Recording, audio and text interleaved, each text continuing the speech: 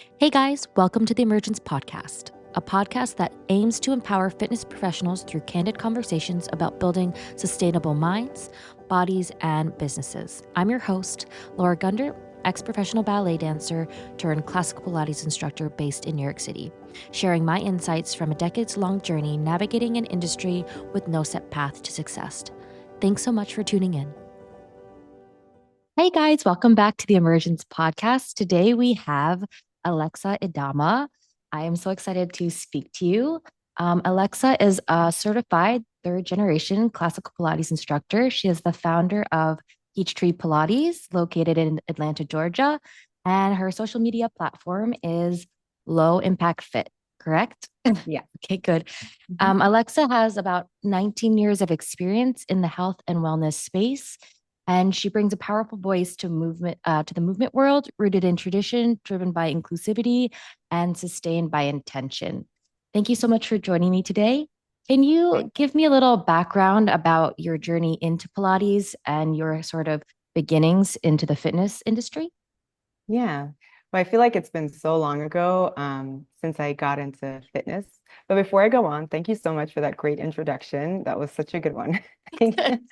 I feel like, oh I my did some gosh, I don't research remember. first. I'm Yeah, learning I know. too. I don't remember half those things about myself. It's been a long time since I've been in this fitness world. So I didn't start out in Pilates. I started out as a group fitness instructor when I was in college, and it was mainly because group fitness paid about 5 times as much as working in a retail store for like an hour's worth of work.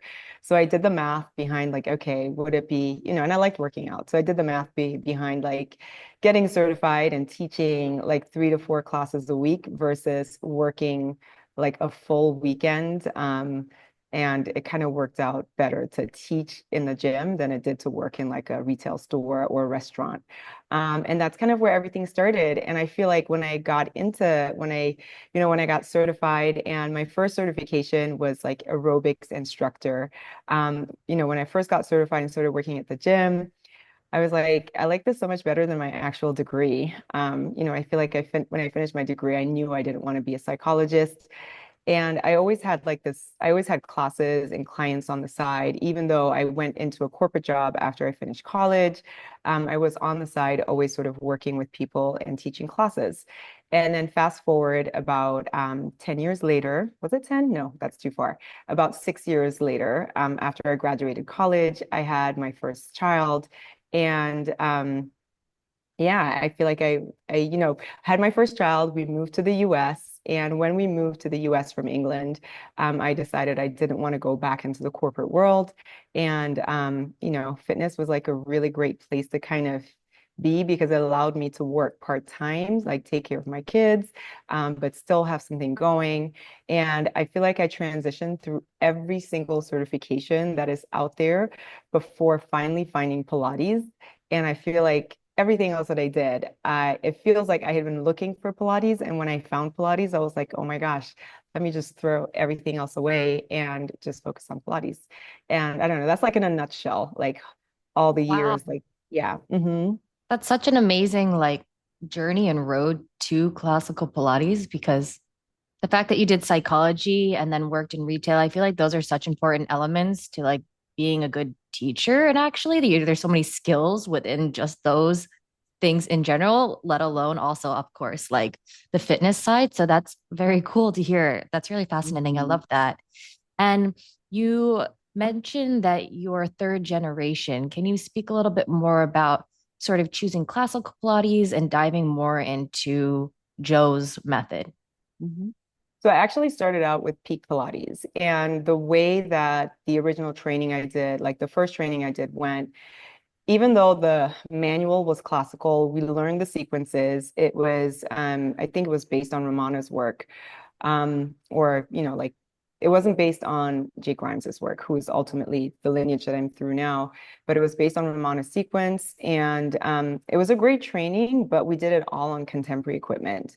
And Hmm. I feel like by the time I got out of that training, I still had not felt certain things in my body. So even though I could read the exercise and I knew what the exercise was called and I knew where it came in the order, a lot of the stuff didn't make sense to me. I remember having like lots of clients who had really like individual issues come in, and even though I'd gone through a training, I felt like I had no clue how to work with them. And so I kind of started looking around a little bit more and looking at different studios in my area. And that's how I found Joel Crosby. I finally decided to like book a class with him. And when I went in for my very first session, we were using a classical reformer. And I remember thinking, these wooden handles are a little weird, but okay, let's go for it. And the minute I went into the 100, I was like, I guess I have to retrain. Like it was just like the amount of connection that I felt in my arms and my back, even into my, like my center or the powerhouse. It was just so different than working on a reformer with ropes and with loops, that the minute I felt it, I was like, yeah, I gotta learn all this stuff again. Like all that other stuff can go. And so I started working with Joel. I started going to more of his sessions and taking classes with him. And then when his next training was starting, I told my husband, look, I'm going to do one more training. I know I said the last one I did was going to be the last one I would ever do, but let me just do one more. And I guess I sold it to him. So I went through my second training with Joel, and I feel like that's where I really got into the classical work, because Joel is a student of Jay Grimes's, and Jay trained with Joseph Pilates. And yeah, I mean, I guess, yeah, working. And Joel is really like, really, I don't want to use the word strict, but he is very true to the work. And when you work in his studio, he really sticks to the work as Jay taught it to him and as Jay was taught by Joseph and Clara. So it was a really good experience for me to be in a studio that kind of didn't, like start putting in stuff into the work. And we literally just did the work, and seeing how people's bodies, including my own, transformed through just doing the work. It was just a wonderful experience. And I feel like that's what I want to give to the people that I work with. Yeah, my next question was going to be kind of about how being a third generation, how that lineage shapes kind of how you teach today and how you teach your students. And what do you kind of carry forth with you from that? And what things are you like maybe don't want to take with you or feel like maybe aren't as necessary as they might have been like 15 years ago? Because fitness is evolving. And classical Pilates, I teach classical Pilates and I'm very true to the work. But sometimes that I feel like it's also good to sort of stay slightly open minded in certain things. I don't know how you feel about that. Well, having been, and it's actually been about 20 something, 22 years now since I started in fitness, but having been in the fitness industry for over 20 years, you do see that things change over time. And science, one thing that's constant is change. Like that's the only thing that is like guaranteed. You're born, you die, and things will change. Nothing ever stays the same. Um, I can't really speak to how I'm changing the work necessarily, in the sense that I wasn't around in the 60s. So I don't really know what was happening in Joseph Pilates' studio because I wasn't there. I know that the information that I have has been passed down by his students. And I don't want to claim that I'm changing the work as it originally was, because who knows, maybe what I'm doing is returning to the work. I wasn't in that space. But I think the one thing that we are seeing now is that, your Pilates is becoming a lot more diverse. You have, from what I understand, Joseph Pilates did train a lot of regular people off the street. But then I think for a long time, you really did have a lot of able-bodied people doing Pilates, like for a long stretch. It was a lot of people who were either, had some sort of athletic background, whether it was from dance, whether it was from boxing, or, like whatever athletic sport that they were involved in. A lot of athletes were coming to this. So we didn't necessarily see just your average person in the studio. And even if it was someone who wasn't from an athlete's background, I feel like a lot of the imagery showed really small, able-bodied people doing Pilates. And I think what's changing now is that you have a lot more people, you have a lot more diversity when it comes to body types in the studio. You have a lot more diversity when it comes to races in the studio, like to different races that are coming to Pilates as Pilates spreads around the world. And as you get more races in the studio, you do tend to get different features in the studio because you notice that people from different ethnic groups have different features than maybe traditionally it was a very white-centered space. So even if you had people from different backgrounds, most of them were always white. And in that sense, you didn't necessarily get as much body diversity from an ethnic perspective. But I think now you have a lot of Asians that are coming to Pilates. You have a lot of, like you have a lot of people of African origin that are coming to Pilates. You have a lot of South Americans that are coming to Pilates, and that's like a really diverse body type or body group as well. So I feel like there's so many more people coming into this space and seeking out the studio. I know that Pilates started out with men, but I do feel that for a long time there was this drop off of men coming to Pilates, but we're starting to get more men in the studio again. And just the men returning to the studio is bringing in a little bit of diversity into a space where I feel like that kind of dropped off. So I feel like from that perspective, Pilates does have to adapt to the different bodies that are coming into the space.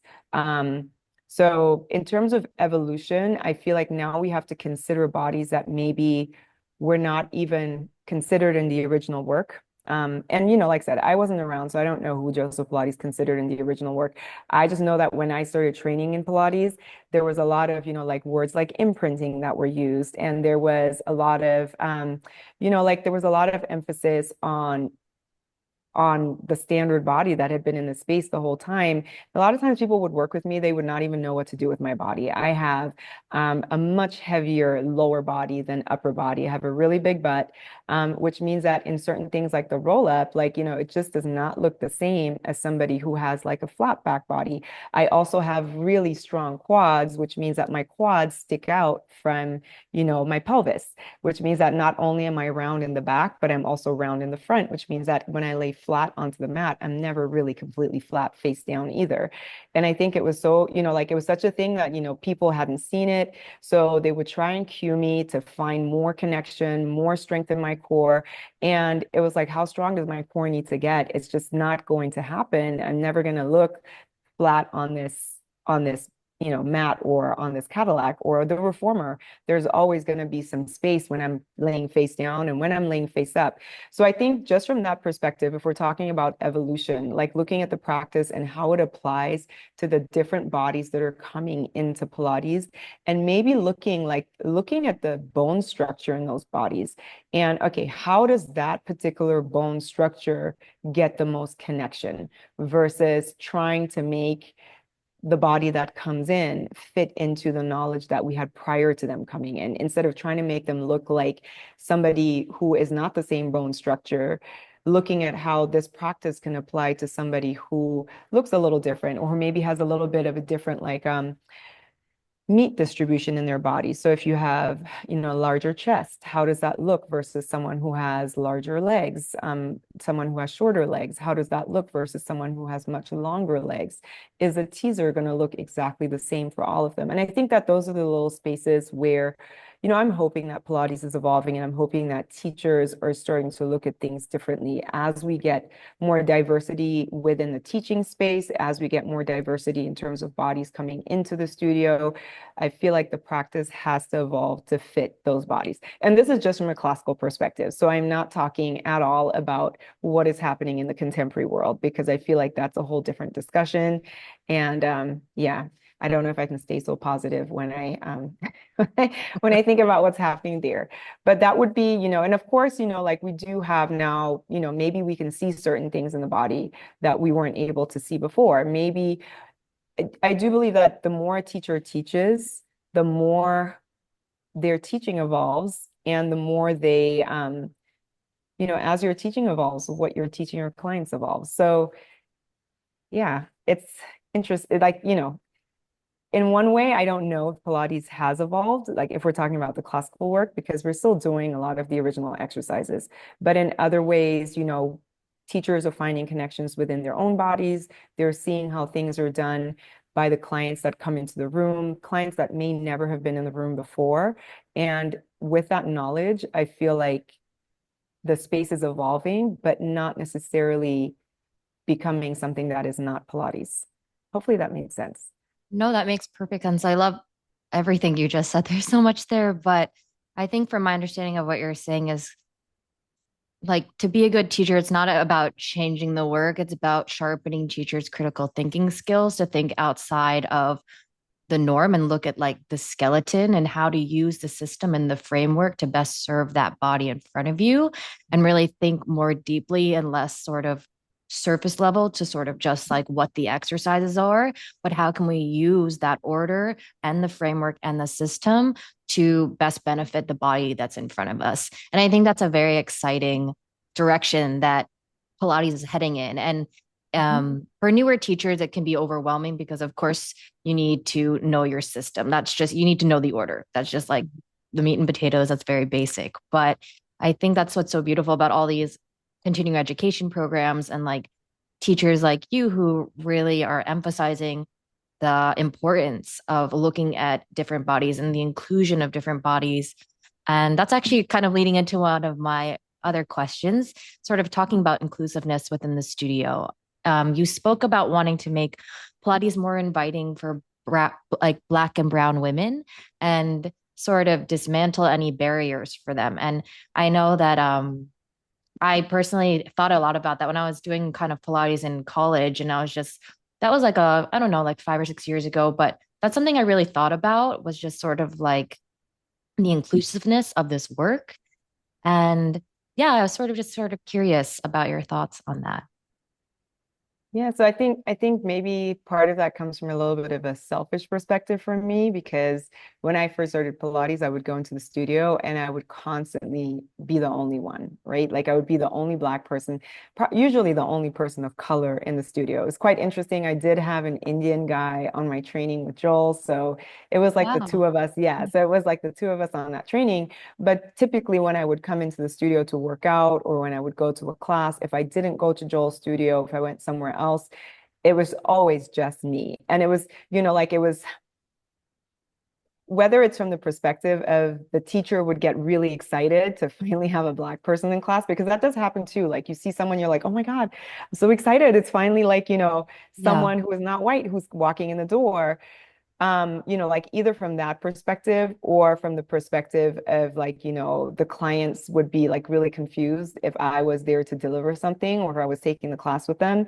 Mm. But just the fact that I always stood out, I think sometimes you just want to not stand out. You just want to come and do Pilates and not have a teacher be particularly excited just because Yeah. they finally get to work with the Black person. You just want to walk in and it be a normal thing.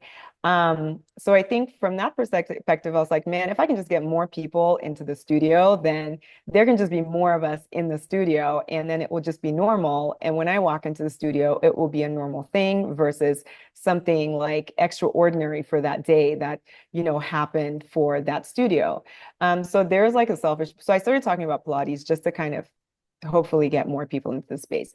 But on the other hand, it took me a really long time to find Pilates. I was 36 when I first started Pilates.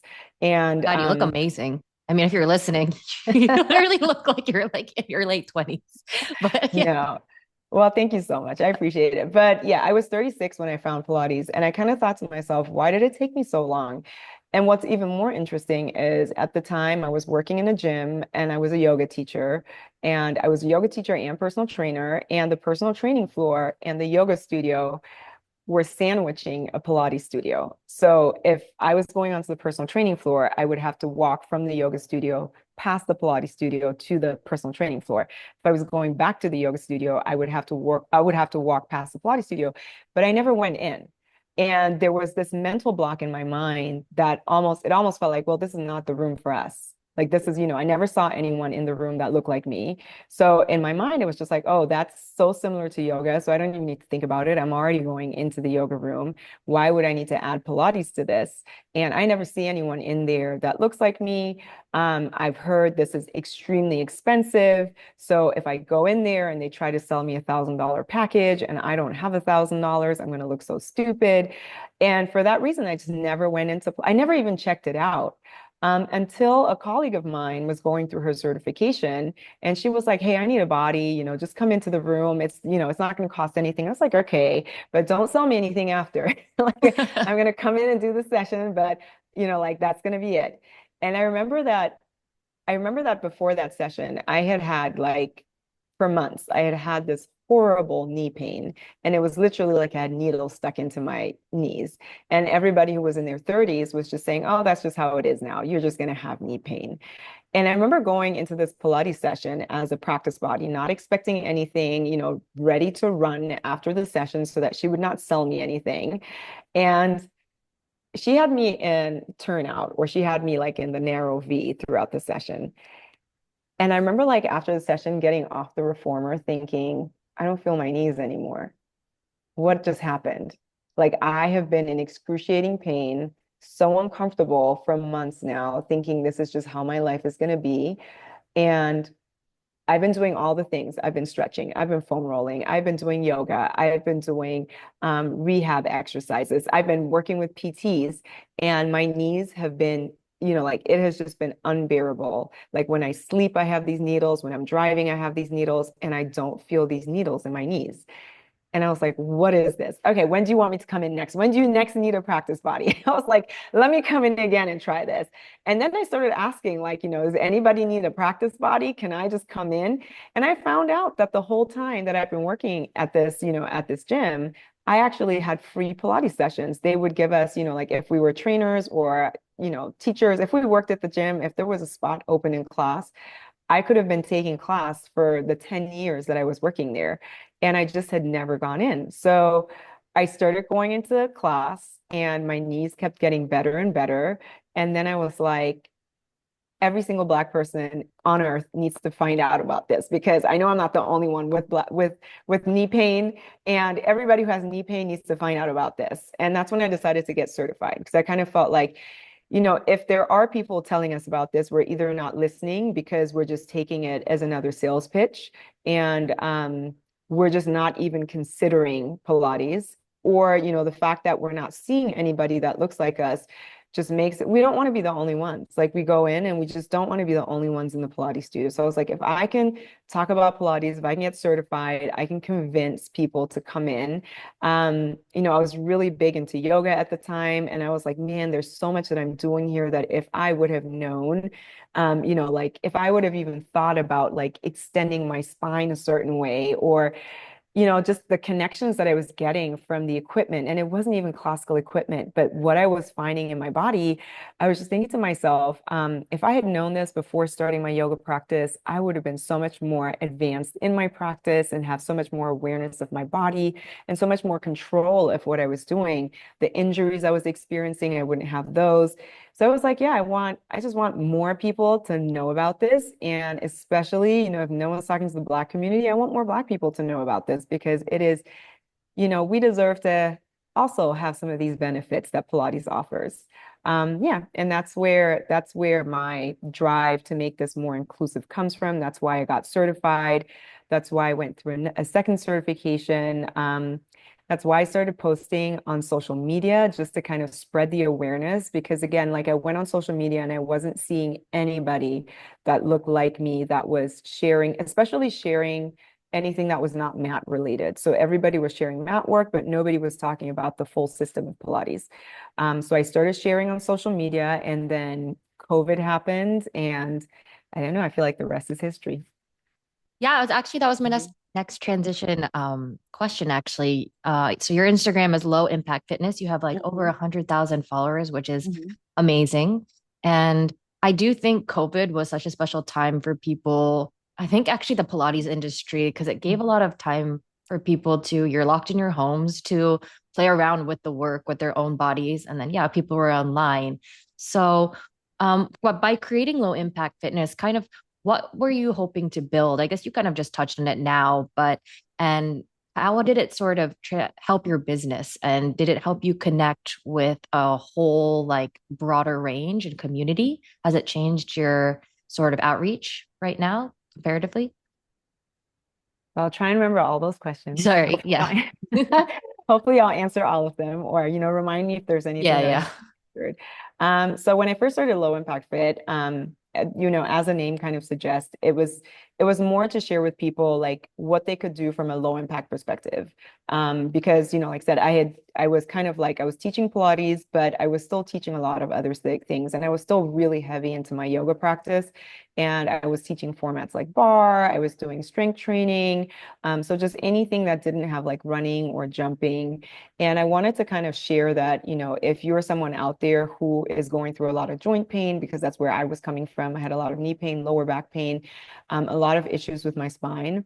And then I had shoulder issues. So it's like if you're someone who's going through like similar things and you feel like the solution is just to not work out anymore, here are some options of what you can do. Here are things that are still available to you to keep you fit and healthy. Again, from the perspective of, thinking about my community, there's a lot of people who will say, well, my knee hurts, so I just can't work out, or my low back hurts, so I'm just not going to do anything.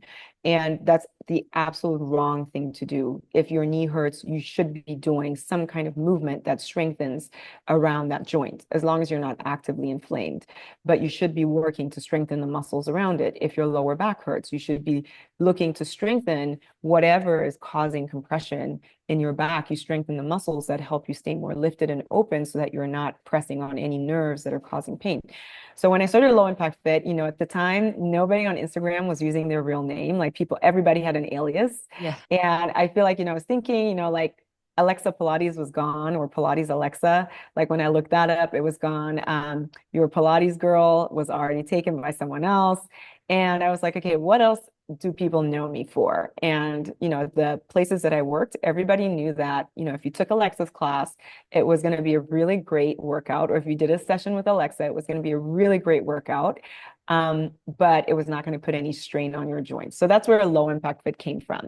And when I first started the page, I was sharing everything. I was sharing, what I came with from personal training, from bar, from yoga, and then there was like Pilates in there. And I was getting, this is after my first certification. So I was kind of getting more and more into the classical work.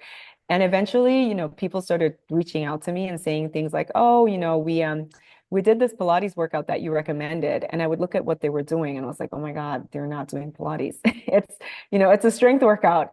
So at some point I was like, look, I'm not going to talk about all the other stuff anymore because it's really confusing apparently. So I'm only going to do Pilates. And at that point, I think I myself had kind of started letting go of everything else.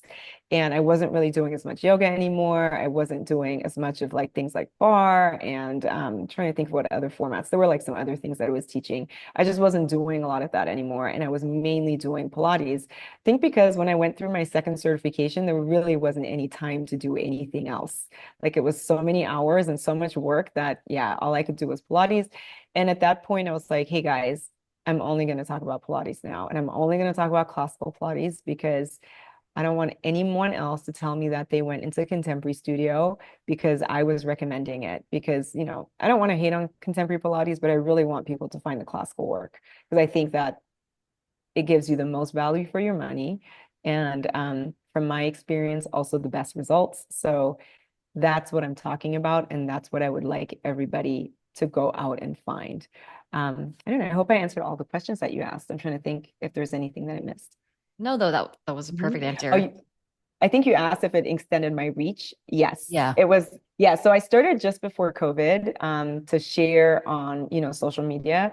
And like I said, when COVID hit, it was like a godsend because I had started building the habit of posting regularly, which is the hardest thing to get going. I think a lot of people are like, I want to start on social media, and they just are not in the habit of planning out hours, every single day to dedicate to social media, and then it becomes overwhelming and they give up and then nothing happens.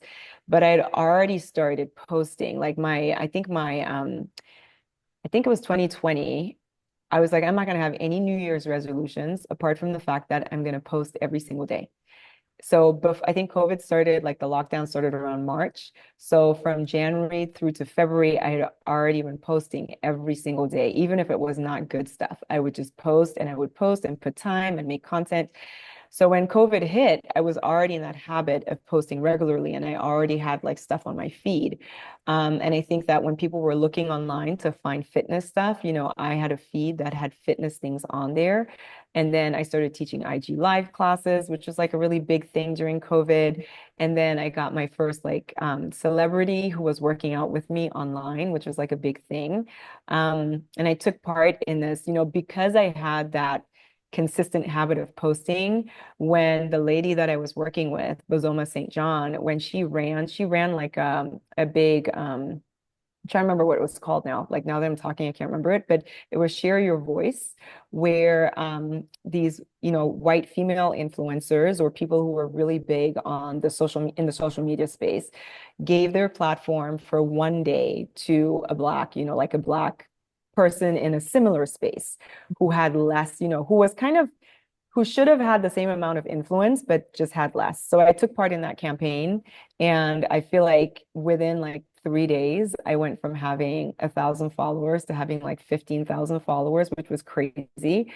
And then I think once you have followers, people believe that what you're showing is good stuff. And then more people just follow along, at least in my experience. So yeah, I feel like since COVID, things have grown. It's been a really great, it's been really nice because I've connected with so many amazing people. And it's been a really great way just to connect with other Pilates professionals, connect with people who are interested in Pilates.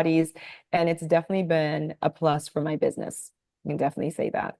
Yeah. I mean, you have such a great inclusive page, and it's also nice to see like different bodies in the studio. Mhm. And I like the authenticity and message that you bring to the fitness space, because I feel like sometimes it can be a little bit, I don't know. I find it some things a little cringy, but it's nice to see somebody who comes from a place of experience and expertise.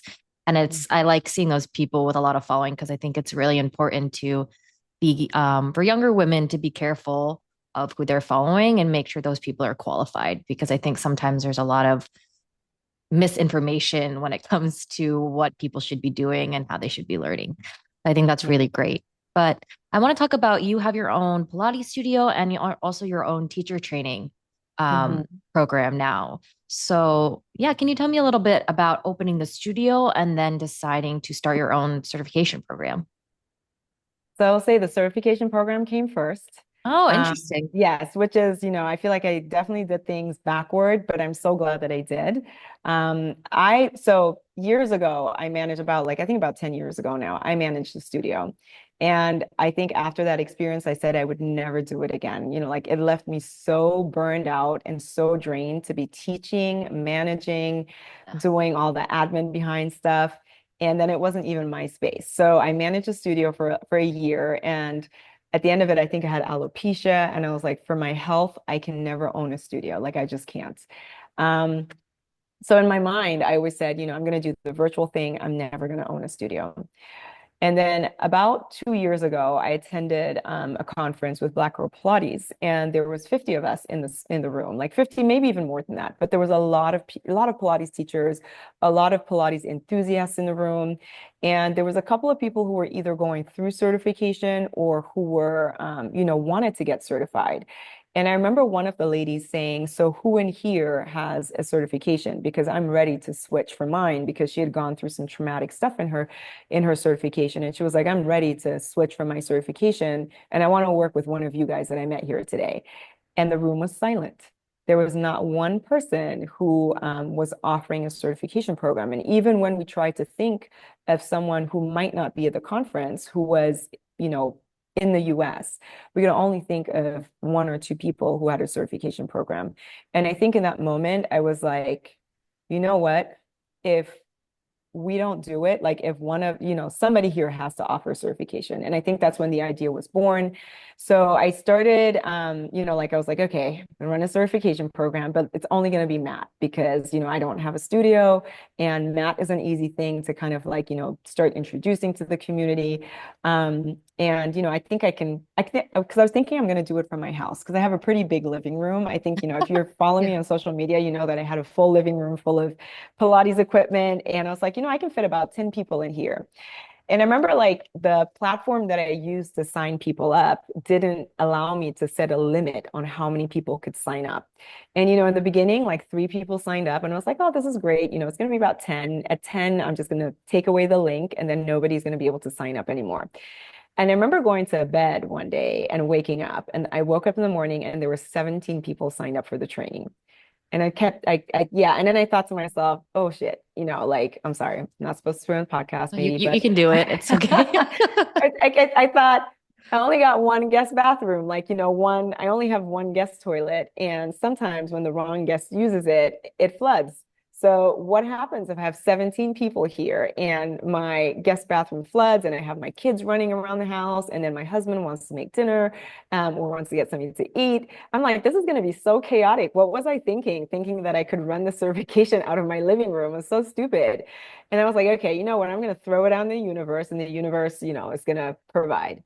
And then I think the following week, I had one of my friends who had signed up for the certification came into Joel's studio, like the studio that I was working in. She came to observe me teaching someone else. And at the end of it, I was like, Clarissa, I really don't know what I'm going to do. Like, I have 17 people signed up for this training, and I don't know where I'm going to put them because my living room can realistically, on a good day, take 10 people. Um, and she was like, oh, you know what? Why don't you do it in my new PT office? I have this really big, I just rented a new location. I have this really big space. And, why don't you come there? And I think in her mind, she was like, if you come do it at my office, then I don't have to drive to your house. And it's like easy for me too. So that's how we ended up being in that office. And I think when I was in my friend's space and my friend's PT office, I was like, you know what? I need to rent a space. I need to have a studio. And I think about halfway through the training, everybody who was in the training was asking us, so when is the comprehensive? When are we starting the rest of this? We're doing the mat now, but when is the comprehensive? And I was like, I guess we're doing a comprehensive in the fall. Like, I guess so. And then it continued to the comprehensive. And over time, like the space that I was sharing with my friend who's a physical therapist, when she first opened, it wasn't that busy. But, over time, it started getting more and more and more busy. And there would be her clients kind of clashing with mine. And then so it was a little bit chaotic. And then the space that we were taking up kept getting smaller and smaller.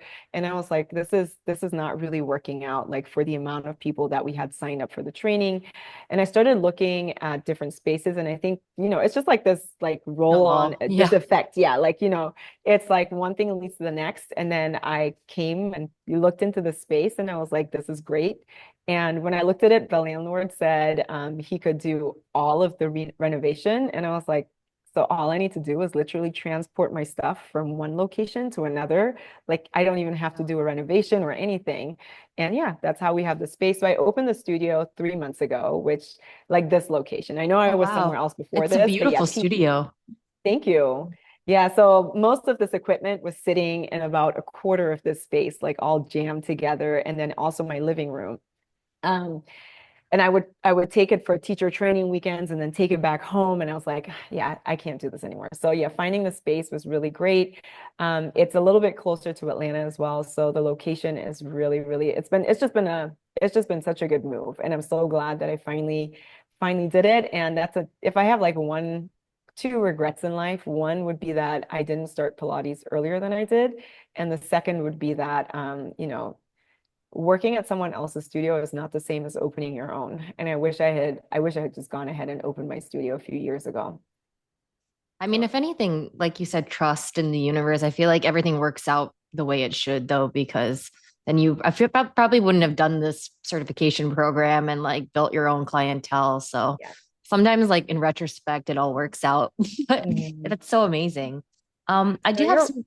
Sorry, what were you no, I saying? was going to say you were right. If I had opened a studio, I would not have had time to write a teacher training manual. I feel like the last year, Yeah. writing this manual it's unlocked a new level of a superpower within me where I feel like if I could do that, I can literally do anything. It was the hardest thing I've ever done in my life, way harder than posting online every single day. Just writing this book that we're using for the training was insane. So I'm so glad I wasn't operating a studio and I did, like I actually like, slow down on actually taking clients during the time that I was writing the manual. And I was so glad I could do that because like now that I'm in my own space and I have to pay the rent, I can't say no to clients. I have to say yes and be here and be open. And Yeah. I'm so glad that I didn't have that when I was writing the manual.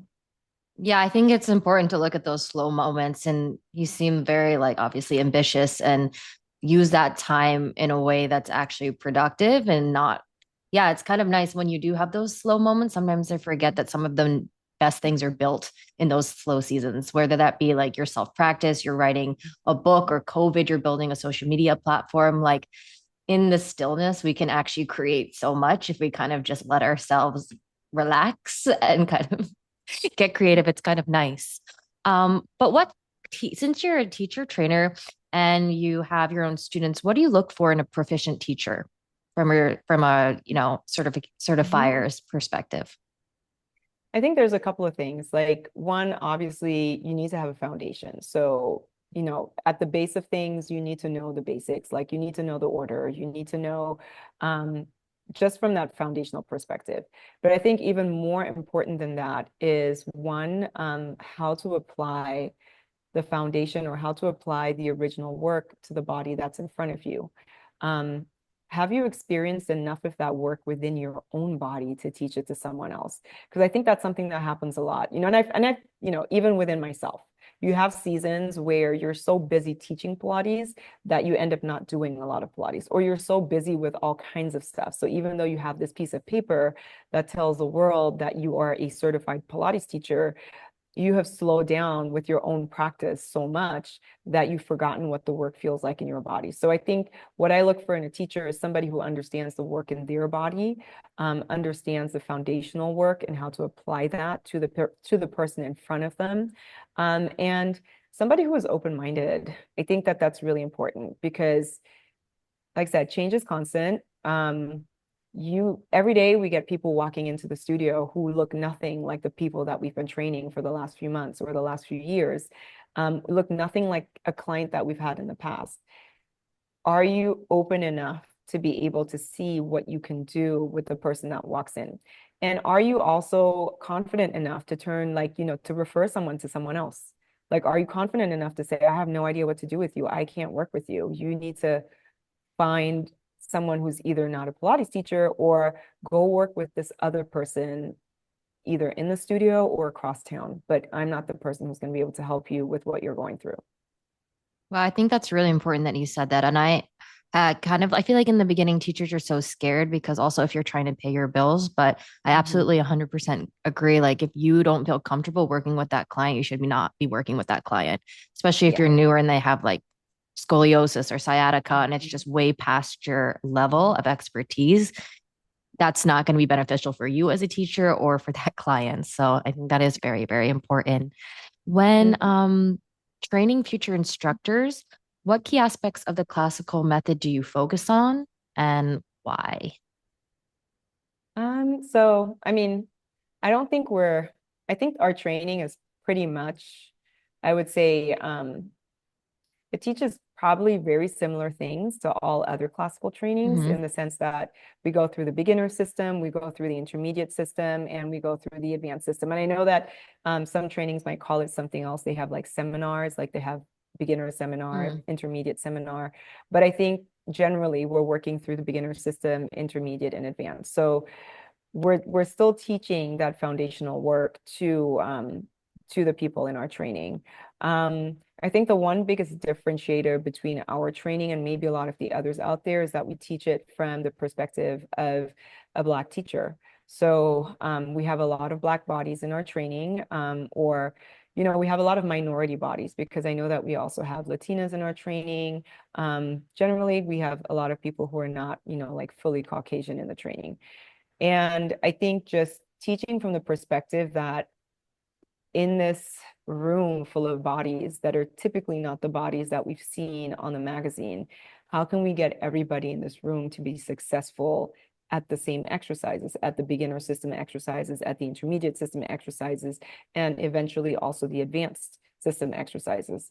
And I think that there's a lot of emphasis on working with the person as you're, so even though you're learning the order and you're learning the foundations of things from the very beginning, looking at the person in front of you and trying to figure out a way to apply it to that person in front of you, not just trying to get them you know, making them do the exercise the way it looks in the manual or the way it looks in the book, like getting people to have some level of critical thinking when it comes to the body in front of them and to be able to ask questions. I think that's another big thing. Like ask questions if you're not sure.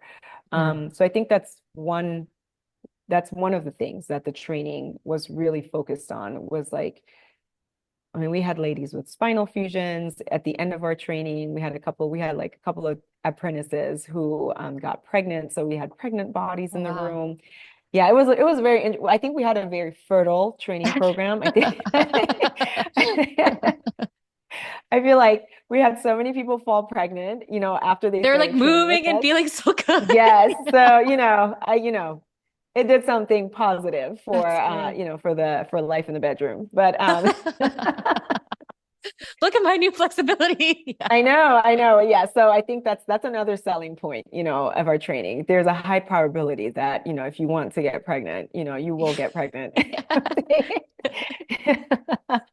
Do you feel Um, pressure though as being a person of color and feeling like it's like, do you feel like a certain kind of pressure to make sure that your students leave with a sort of caliber or standard, not just because it's like a feeling of wanting them to succeed and wanting them because they're a representation of your studio and you. And is there I mean, you could say this for any teacher trainer, honestly, but do you feel a different kind of pressure because you are working with sort of people of color and you want them to be represented in a way in the fitness space that is like taken just as seriously as everybody else? I mean, absolutely. And I'm pretty sure that almost every person of color feels this way when going out into the space. I think when writing the manual, it was so important that our manual stood up Mhm. and went beyond what other manuals offered. I mean, I was lucky enough to have gone through two trainings, so I had a couple of manuals that I was like I had been through. So my biggest thing was like making sure that the manual that I wrote covered all the points that I feel like the other manuals I had use in my trainings missed. And then in addition to that, I bought some equipment from a teacher who donated all her training materials to me. So I also had examples of other manuals that were out in the industry. And I think I just kind of went through those and was like, okay, what is missing? What is there that we can add on, like that I can put into this training manual that will elevate it and give people a different type of understanding. So even just from the perspective of writing the manual, the pictures that we took, I mean, I must have taken well over probably like 2,000 photos and Wow. literally edit like the amount of hours just spending editing photos to make sure that no one could look at our manual and say that we did not have one of the best manuals out there. So even before um, the training itself and before the apprentices, just the material that we were putting down in writing had to stand up or go beyond whatever other people were doing in the industry. That was really important to us. Um, and then when it comes to the training itself, of course, like, we do know that people are watching and they, like without like putting into like any names, there were people who messaged me like when they found out that I was doing a teacher training and saying, like kind of like if we put a timeline out for what we were going to do, criticizing the timeline or, asking if we, like if we really knew what we were doing, because the first round of training I ran with another teacher. So I was getting messages saying, do you guys really know what you're doing? So just kind of questioning Mm. where we were in terms of what we were doing. I know also that there was a lot of people who maybe had not written a manual or who had not started a training that wanted to start a training that were not necessarily giving us the most positive energy because like they saw us and they saw that our training had kind of like sold out. I mean, I think all of that has kind of died down because we've gone through a round now. It was pretty good. We have teachers that have come out of our training that are teaching. I think they're, more senior teachers that have looked at the manual and there's nothing really to criticize in there because like so much time was spent writing this manual. So I think there's definitely people who looked at us and were wondering if we knew what we were doing. And then there's the side, definitely for me, like I need to know that if I go out there and I put something out, I put my name behind something, no one's going to be able to come back and say that it wasn't a really great example of what a teacher training should be. And I do pass that on to our apprentices as well. I say, hey, look, we're the first fully comprehensive teacher training run by, like run by Black women. And when you guys go out, I think they understand that when they go out, they're a representation of what we're offering in this training. So take it seriously. But apart from that, like even if I don't talk about like, this being a people of color or black training, I Mhm. think the fact that I went through two trainings, and I went through one training which was a pretty well recognized training in the industry, and I came out of it feeling like I'd spent all this time and all this money, and I still did not feel confident as a teacher. But then when I went to a teacher who had a lot of integrity, when I trained with Joel Crosby, who was really like does his best to stay true to the work, I came out of it feeling the way I think I should have felt coming out of a training. Um, and I also wanted to give the people who worked with me that type of experience, like going through a training and coming out feeling like you understand what you're teaching in the Pilates studio. So even without including the fact that it's a training run by Black women or that it is a training, with people of color, I think we deserve to go through trainings and get a certain standard. Like we should come out of it just as and be just as good in a studio as teachers who are going through a Romanis training or working with trying to think of all the trainings that are out there. Like any of the going through like a power Pilates, like Mhm. the students that come out of our training should be equal to or, just as good as the teachers who come out of any other training in the industry. I love that you said that. And I think it really like it is about the integrity and I think seeing a need. And my transition was sort of into entrepreneurship and motherhood actually, and just kind of how you balance both plates at once. But I think that a lot of people have trouble in their first trainings, which is why I think a lot of, especially in the classical Pilates world, we do multiple trainings. But yeah, it's like seeing that need and understanding what you didn't get and then building off of that, I think creates a lot of integrity. And then when you're teaching from a place that you really care and people can feel it and clearly it's reflected in the work you produce. So I think that's really amazing.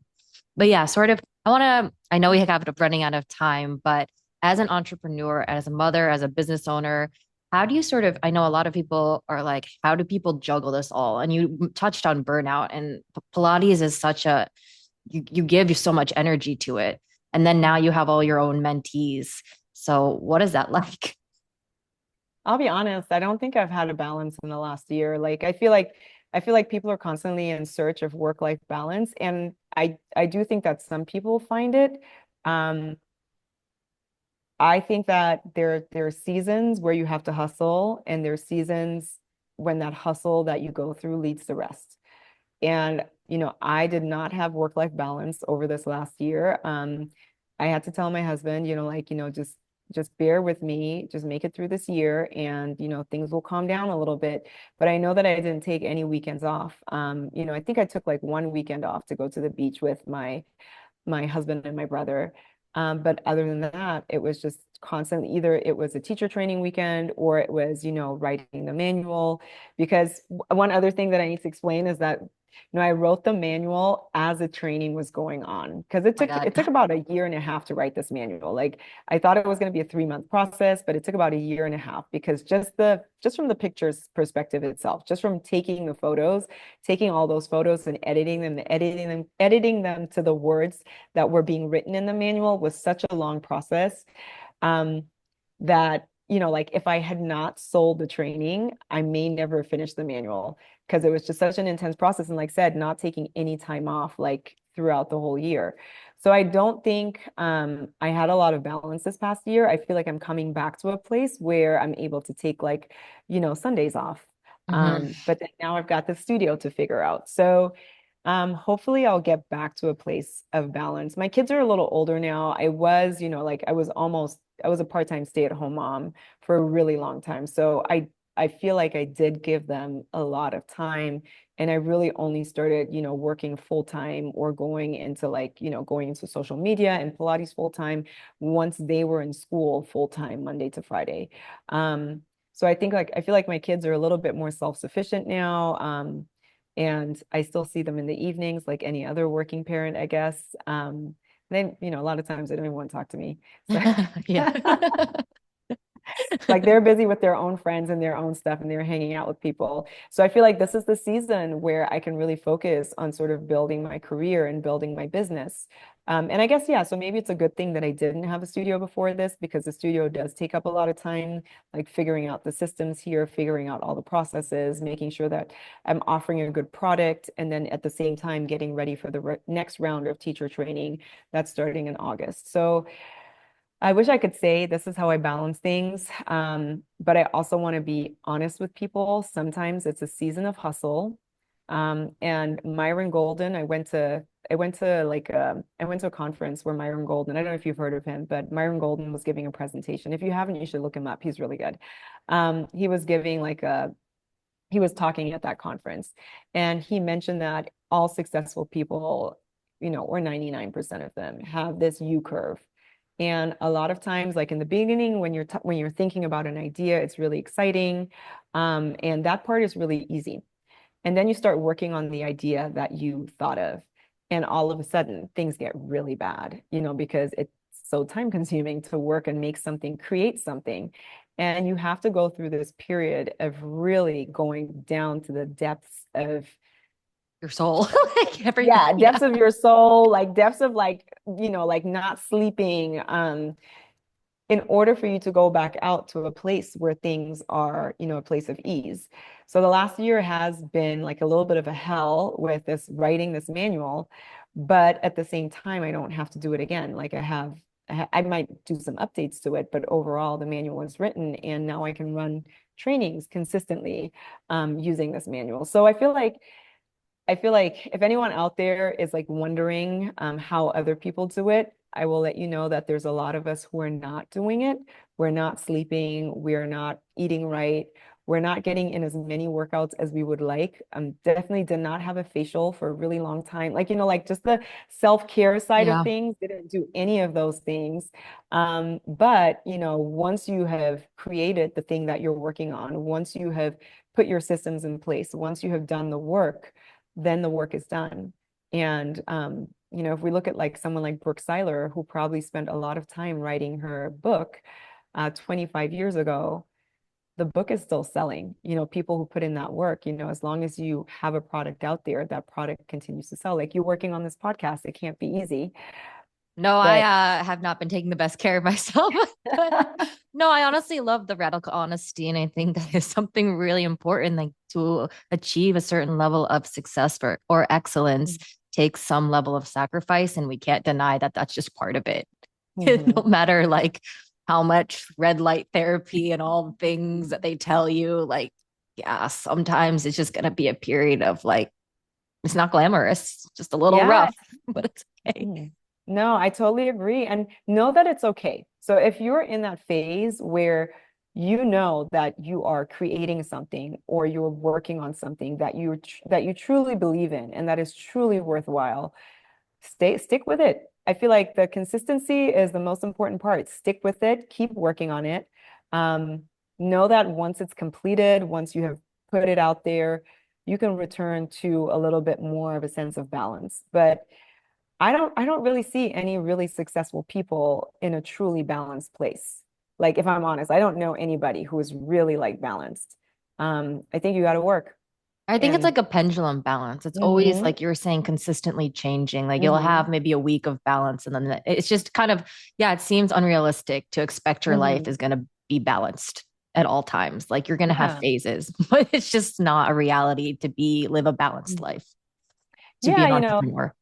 I completely, yeah. It's no, you got like, well, it depends on what you want in life. I That's true. think about like not everybody wants to go beyond. Like success looks different to different people.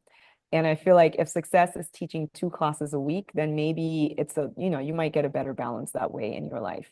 But if success means that you are paying all your bills with Pilates, it probably looks very different than somebody teaching 2 sold out classes a week. So yeah, I guess it just depends on what your measure of success or your measure of ambition is.